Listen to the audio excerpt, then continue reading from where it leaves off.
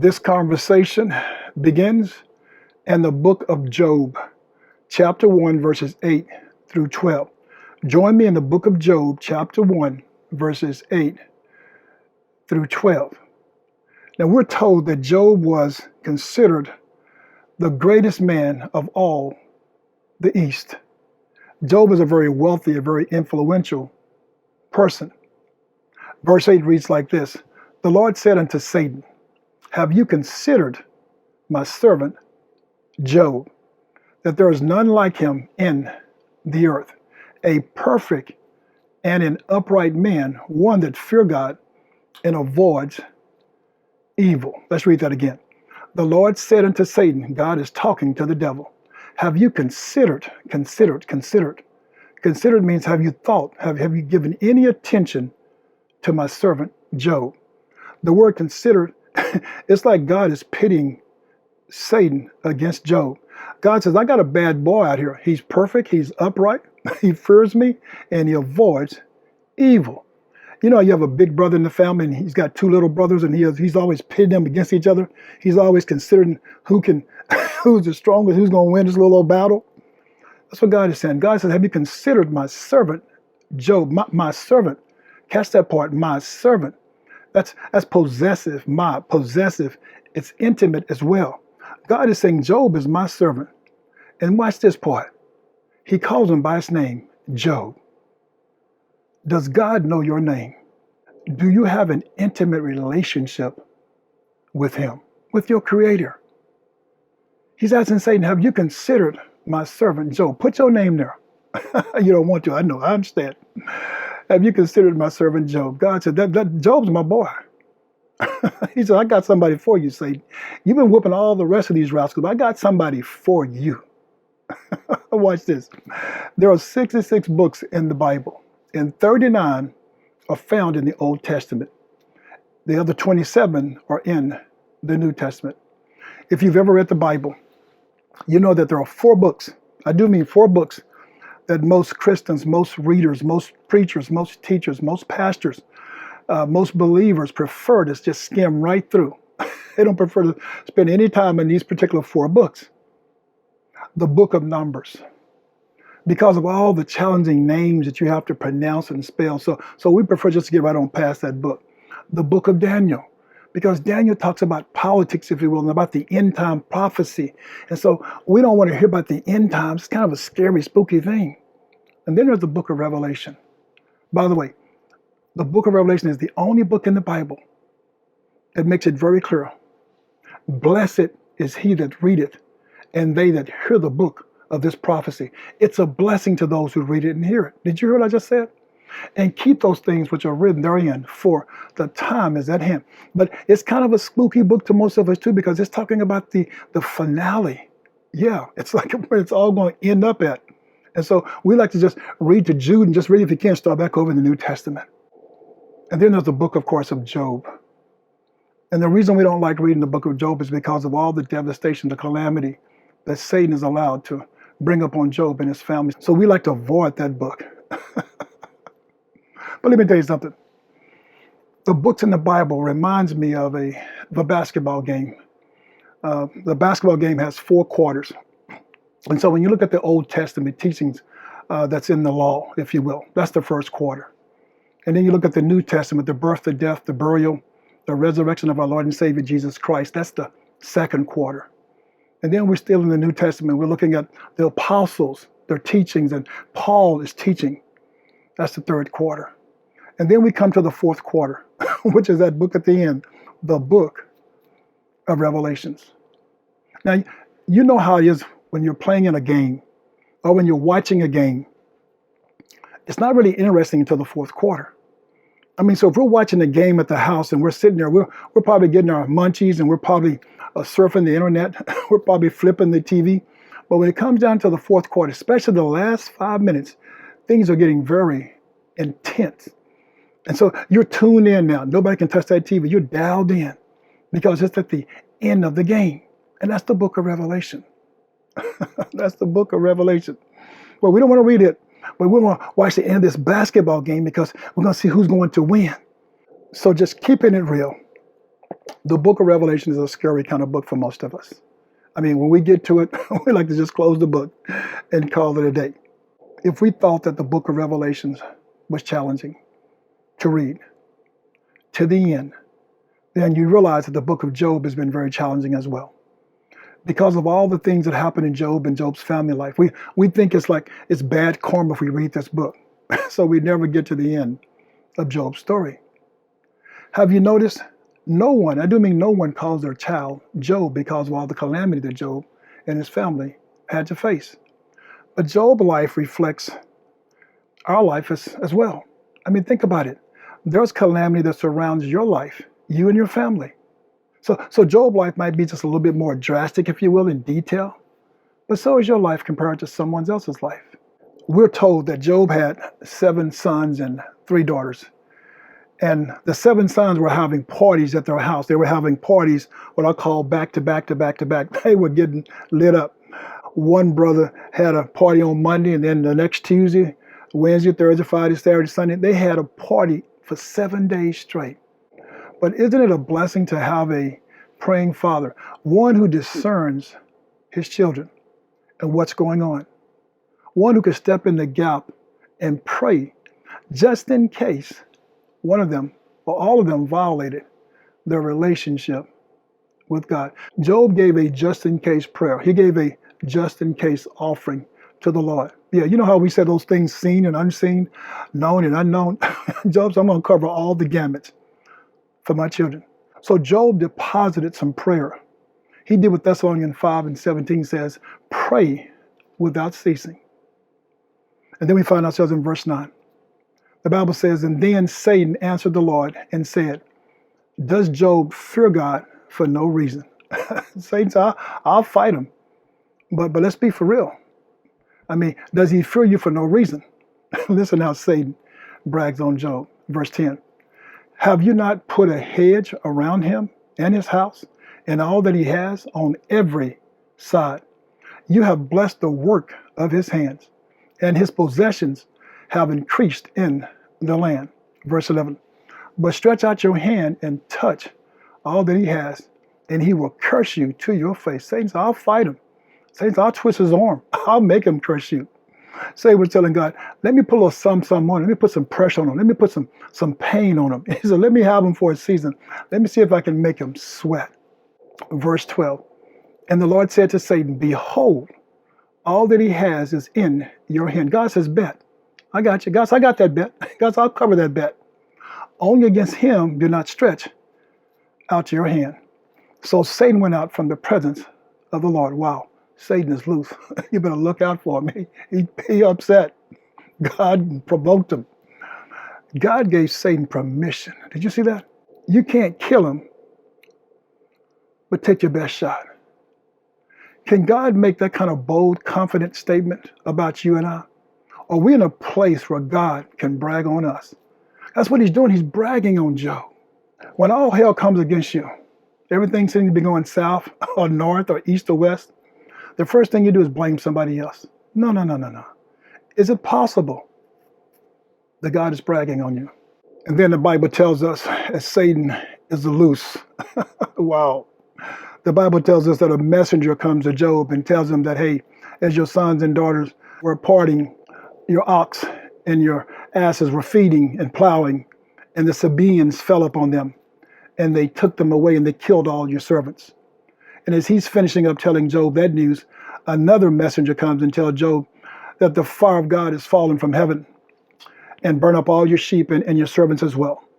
And while he's finishing up telling Job that news, here come another messenger as well and says the Chaldeans made out with 3 bands and fell upon your camel and carried them away, and they've slain all your servants. And while he's finishing up that message, another messenger comes as well, and he tells them that your sons and daughters were eating and drinking wine at the eldest son's house, and behold, there came a great wind, a great tornado, if you will, from the wilderness, and smote them, killed them all.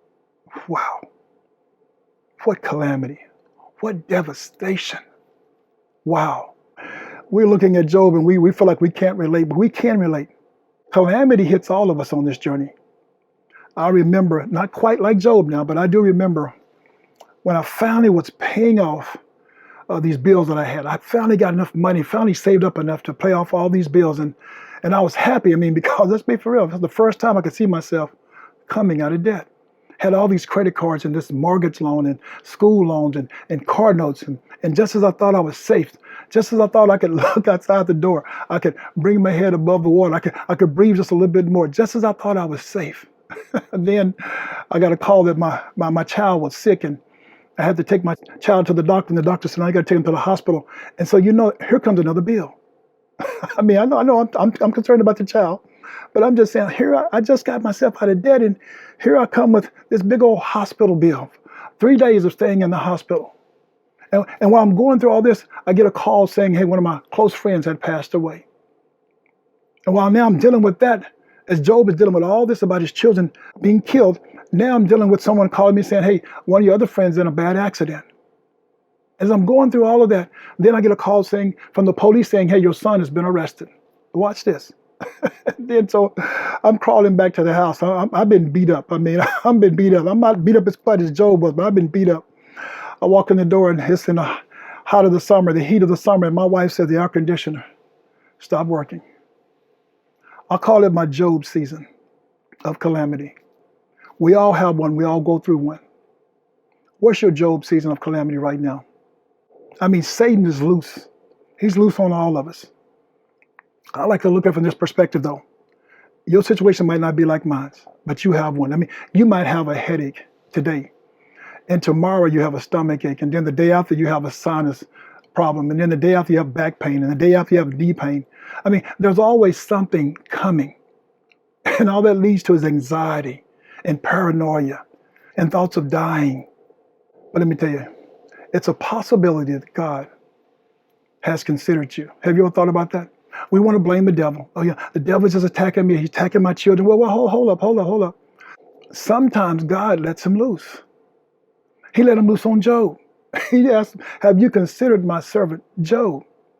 Is it possible God has asked Satan, have you considered my servant Sheila, my servant Herman, my servant Ann, my servant David? You see, sometimes God is in the mix. It's not always about Satan. Let me tell you this, though. Whatever you do, I do mean whatever you do, please don't curse God. Job says, though he slay me, yet will I trust him. That's what Job said. Job was saying, Lord, thanks for considering me. Wow.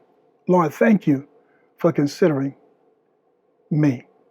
Now, Satan has torn up everything Job has, taken away all his possession, killed his children. And then God asked Satan again, have you considered my servant Job, that there is none like him in all the earth, a perfect and upright man, one that fear God and avoids evil, and still he holdeth fast his integrity, although thou movest me against him to destroy him without cause. Satan told God, lower that hedge on Job. You got a hedge up around him. He says, boy, I know he's prayed up that hedge. See, you see what prayer does? Job is so faithful that he's prayed up, he's fasted up. He's got a hedge up around him, and it is so thick and so powerful. You see, God protects his own. He's got a hedge up around him. Satan said, lower that hedge and let me get to his flesh. God says, I'll tell you what, I'm going to lower the hedge.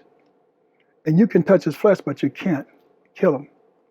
While Job was still mourning, wow, the loss of his children and his servant, Satan unleashed a bucket of pain upon his fleshly body. And that's what happens to you and I. When we think we can come out and breathe a little bit, something else slaps us in the back of the head. Something else taps us. I'm serious. Something else just comes out of nowhere. Our children definitely will bring it up on us. But something comes out of nowhere. You know, the kind of pain, the kind of issues that your family is going through right now. I mean, some of you are going through right now. Stop blaming others, though. Yeah, we start looking and trying to point fingers. Stop all that foolishness. It's a possibility that God has considered you in your family. God is bragging on you. No, it ain't always what Satan doing. The devil maybe, no, it ain't always that. Sometimes God is in the mix. He's in the detail. And then we see Job's friends coming to visit him. Eliphaz and Bildad and Zophar. They had heard about what had happened to Job. And so they came to visit him to mourn and grieve with him. And the Bible tells us that they could see Job from a distance. And when they seen him from a distance, it looked nothing like Job. The Bible tells us that these grown men, now watch this, the culture, the customs back then, you don't see men crying. The Bible tells us they wept verbally. Do you hear me? That means they were crying out loud. Job looked that bad from a distance. Whew. You know, he looked tore up right up close. It's like somebody who was 200 pounds had went down to 85 pounds in a few weeks. That's what Job looked like. Disturbed, disturbing. I mean, let's be for real. You're familiar with this look. If your child has ever been on alcohol or drugs, if you have ever been on alcohol or drugs, you know how this looks. Your child looks like a shell of themselves. You can talk to them all day long, and it's like, are they in there? It's like they're inside of their own brain. You're trying to talk to them. It's like they're trapped in a world inside their own head. And they're struggling trying to get out. You can see them, but they really can't see you. They hear you, but they really can't communicate with you the way they want to. That's how Job was.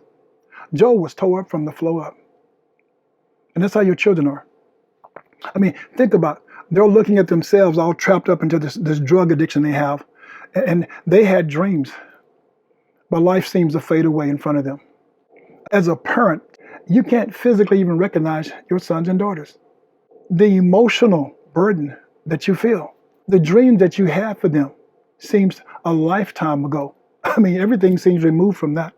Life has just stopped for a moment until you deal with this situation. You see, Satan comes in all shades. He's always looking to see what Kool-Aid you're thirsty for. That's what he's looking for. What are you lusting for this week? Satan is always looking for weakness. He's always looking for an entrance. He's looking for where there's a leak, where someone has left their child exposed. Yeah, where you haven't covered them up quite. You haven't protected them. You haven't prayed for them. He's always looking for some child that he can attack their soul. Be careful letting that be your child. Job's friend, the Bible tells us, sit on the ground for 7 days and 7 nights without speaking one word to him. Not one word. They grieved with him. Job says, the Lord giveth and the Lord taketh. Blessed be the name of the Lord. Job understood that sometimes bad things happen to good people. But what he couldn't accept was the thought that he had possibly disrespected God, that somehow he had disappointed God, that somehow he had hurt God, that somehow he had made God cry. You see how much, boy, you're talking about Job. Job's a bad man. Job was so upset that he felt that he had made God sad, that he had done something that separated him from the love of God. Job loved his family and his servants, but he loved God even more. How many of us love God so much that we mourn for the loss of his love for us, towards us? Jesus. You see, that's the kind of love Job had for God. Job was a perfect man, a man who feared God, a man who reverenced God. Job made this statement. He said, I wish I was never born. Job said, please wipe my name out of the history books of life. That's what Job said. Job thought he had done something so wrong to God. As Job said, I should have never existed. That's how much Job loved God. Do you love God that much? Have you ever loved someone so much that you'd rather see yourself sick instead of them? Have you ever loved someone so much you'd rather take their pain so that they could feel better? You would rather endure that pain yourself. Jesus knows a thing or two about pain, the pain of love, because he laid his life down for you and I, because he loved us so much. Have you ever given your heart to someone? Have you ever shared your vulnerability with someone? See, that's true love. Job's friends are just like you and I, though. They sit there, they were quiet, they were reasonable people, but they want to know what the heck took place. And so they started questioning Job. Job, what did you do? Job, what did you say? Job, what was you thinking? I mean, come on. What we see happening to you, I mean, man, you must have done something for God to turn Satan loose on you like this. They started complaining. They started making accusations that you had to do something. I don't care what no one said. You had to do something because, Job, you look terrible. Job's friends were letting him have it because something just didn't add up to them. It's like getting married and you're still hanging out with your friends and your wife is telling you, I need you to be here with me. I don't need you going out every night to the strip joints. I need you to be here with me. But you keep being hard-headed. You keep going out with your single friends. And some married friends were acting single as well. But you keep going out. And then one night you come home.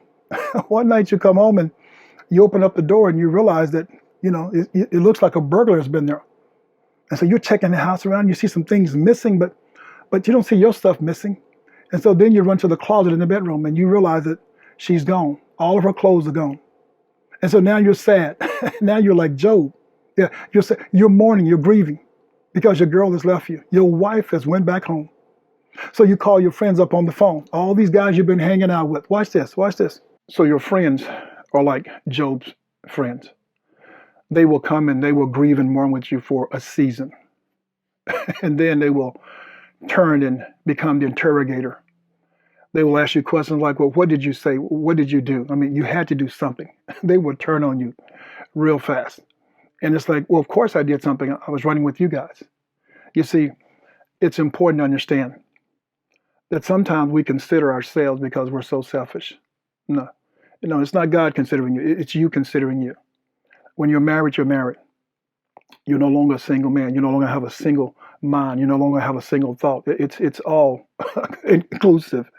When you're married, you're married. And your friends, if you have real good friends, they will stop running with you because they understand how important the union of marriage is.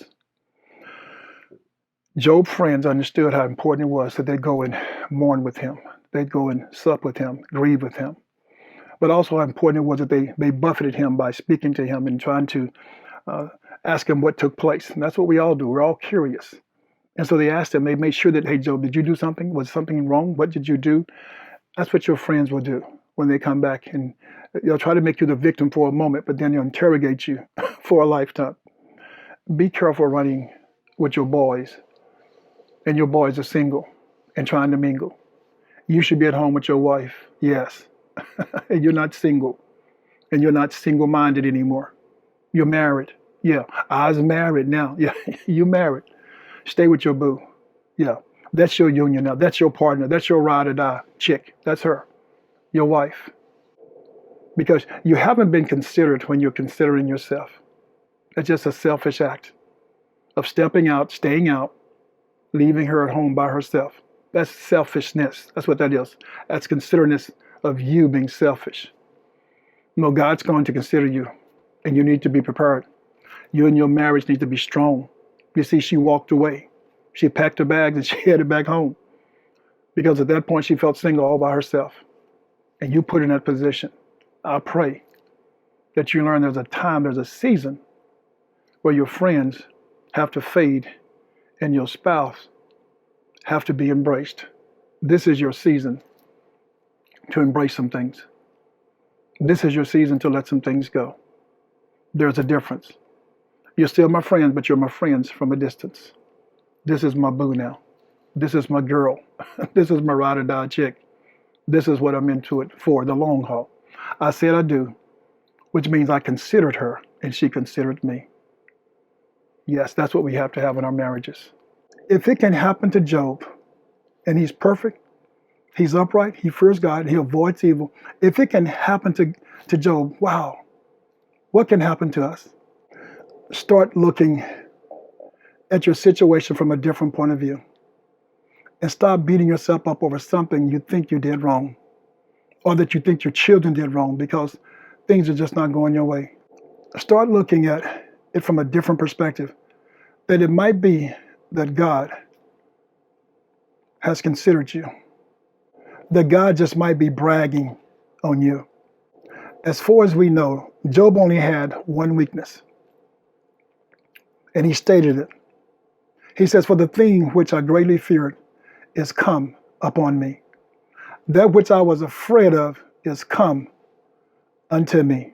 You see, Job feared and was afraid that his family and his wealth, his livestock, his servants, his employees, his possessions, his means of making a living, and more importantly, his God would be taken away from him. That's what he feared. He feared that God would be taken away from him. Now, if that can happen to Job, just think about you and I. We know that Job was perfect. He was upright. He feared God and he avoided evil. How do you and I measure up to that? Now, we know we can't be perfect, but we should be trying. We can be upright and we should be trying. Now, I know most of you said, but Donnie, I fear God, but let's be for real. Hold up. I think we respect God, but I don't really think that most of you fear God, not like we should. And we certainly don't avoid evil. As a matter of fact, I think a lot of us like flirting with the dark side. You see, we got like 3 strikes against us. We can do better. We need to do better. When the Lord asked Satan if he had considered his servant Job, I'm telling you, God was just simply bragging on Job. The Lord was saying in so many words to Satan that Job was more loyal to him as a servant than Satan ever was. The Lord was implying that Job was made lower than the angels. Well, watch this. But Job still served God and honored God as if he were on their level. That's what we should be. Blessed be the name of the Lord. He giveth and he taketh away. But blessed be his name. Satan realized he had met his match with Job. Does he realize that with you? Do you have some Job spirit inside of you? Because at the end of the day, it's your responsibility to make the right decision. You alone are accountable for you. And no matter how much everybody else pours into you, you have to be man enough, woman enough to turn the faucet off and stop the water from running, because it's time for you to make the decision that's best for you and your family. Sometimes God is just bragging on you, and sometimes God has considered you. Stay your course. You're being considered for being one of a few who's living close to perfect as you can, who's living an upright life, who fear God and avoids evil. And then we have Apostle Paul in the book of 2 Corinthians chapter 12, around verse 7. Paul is sharing with us that he's human just like us. And if he don't check himself, he'll wreck himself as well. Paul is sharing with us that he needs something to keep him from being so prideful, to keep him from being so big-headed, if you will, just like us. So Paul says, therefore, in order to keep me from becoming conceited, yes, high-minded, yes, full of himself. He says, I was given a thorn in my flesh. I was given some pain to check me from time to time. A messenger of Satan to torment me. Wow. Paul was powerful. 3 times, he says, I prayed, I pleaded with the Lord to take it away from me. Paul says, get this, remove this from me. You know, somebody's got your arm twisted behind your back, and you say, okay, uncle, please take this away from me. How many times have you asked God to remove some pain in your life? Your husband, maybe, your children, your wife, your enemies. How many times have you told God to move this sickness away from you? But God makes this statement, but he said to me, Paul says, my grace is sufficient for you. God says, I got you. For my power is made perfect in weakness. God says, I need you to lower yourself so that I can stand up inside of you. Therefore, I will boast all the more gladly about my weakness. Paul said, I'm going to boast about my weakness. I want you to stand up inside of me so that Christ's power may rest on me. That is why, for Christ's sake, I delight in weakness. Paul says, I delight in weakness. I delight in insults. I delight in hardships. Paul says, I delight in persecution. I delight in difficulties. Are you delighting in your pain? Are you delighting in your weakness? For when I am weak, then I am strong. That's what this message is telling us. That when we are weak, we are really strong. Because at that time, that's when God is letting things happen. See, things don't happen unless God allows it to happen. Paul says, I know it's coming from the Lord. Paul says, I didn't call myself. He called me, so therefore, guess what? He will take care of me. But be careful considering yourself. That's where your pride comes in. Paul says, I'm not considering myself. I thought about it because I'm human like you, but Paul says, I kind of stepped to the side. I allowed God to consider me. Yeah, he knows best. If I consider myself, that's being selfish. Paul says, he gave me some pain in my body to make me see, to make me understand that he is always in control, not me, myself. And then as we conclude in the book of Job, chapter 42, verses 10 through 17, the Bible tells us, and the Lord turned the captivity of Job when he prayed for his friends. Also, the Lord gave Job twice as much as he had before. God changed things around when Job considered his friends and he prayed for them. Are you considering someone besides yourself this morning? Who are you praying for besides you and yours? Then we're told that his family, his sibling, his brothers and sisters, and some of his friends came to him, and watch this, and comforted him over all the evil that the Lord had brought upon him. Let me read that again. And comforted him over all the evil that Satan had brought upon him. No. It didn't say that. It says, and comforted him over all the evil that the Lord had brought upon him. You see, God will consider you sometimes. He's bragging on you. You just have to stay the course. Yeah. He allowed Satan to inflict pain, hardship upon Job, but God allowed it. God allowed that to take place. And then we're told that, so the Lord blessed the latter end of Job more than his beginning. God blessed him, gave him double for his trouble. Now you're thinking, but Donnie, his family is gone. They destroyed his whole family. Yes. You're looking at these 70 plus years we have on this earth. God is looking at eternity. God can give you a family. God gave you the family you had. Job loved God so much that he realized one thing: the Lord giveth and the Lord taketh. God considered Job. God is considering you right now. All that you're going through right now is because God is considering you. So what are you saying? What is the moral of the story? Well, life happens. It's not always Satan. Sometimes it's God. It's that God has considered you. More importantly, God is bragging on you. Don't forget Romans 10 and 9. Confess with your mouth that Jesus is Lord and believe in your heart that God has raised him from the dead, and you too shall be saved. Yes, you have been considered because God is bragging about you. Be blessed.